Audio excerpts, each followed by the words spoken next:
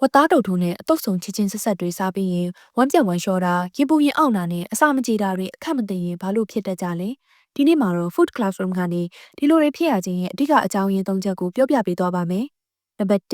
တန့်ရှင်းမှုအားနည်းခြင်းဟုတ်ပါတယ်အများအပြားဝတ်သားတုပ်ထိုးဆိုင်တွေနဲ့အတုပ်ဆုံဆိုင်တွေကလူစီကားတတ်တဲ့လမ်းမေးတွေမှာရှိကြတဲ့အတွက်တန့်ရှင်းမှုအားနည်းတတ်ကြပါတယ်တချို့ဆိုင်တွေမှာဆိုရင်ရင်ကောင်တွေကိုပါတွေ့ရတတ်ပြီးရင်ကောင်တွေက E. coli နဲ့ Salmonella တို့လိုဝမ်းပြက်ဝမ်းလျှောဖြစ်စေတတ်တဲ့ bacteria တွေကိုတည်ဆောင်လာတတ်ပါတယ်။ဒါအပြင်စိုက်ပဝေးကျင်မှာရှိတဲ့ဖုံးမုံတွေနဲ့အသုံးပြုတဲ့ရေတွေကနေတဆင့်လဲအခြားသောဝမ်းရောဂါတွေဖြစ်စေတတ်တဲ့ bacteria များဝင်လာတတ်ပါတယ်။နံပါတ်2အက်ဆစ်နဲ့အဆက်ဓာတ်များခြင်းဝတ်သားတုပ်ထိုးနဲ့အတုပ်ဆုံတွေမှာသုံးတဲ့ချင်ရည်ရှာလကာရည်တွေဟာအက်ဆစ်ဓာတ်များတဲ့အတွက်များများစားမိရင်အစာအိမ်မှာရှိတဲ့အက်ဆစ်တွေအပေါ်ပြန်တက်ပြီးတော့ရင်ပူရင်အောက်ဝေဒနာတွေခံစားရတတ်ပါတယ်။ဒါအပြင်ငရုတ်တောက်နဲ့ငရုတ်မှုန့်တွေမှာရှိတဲ့ကပ်ဆိုင်စိန်ဓာတ်က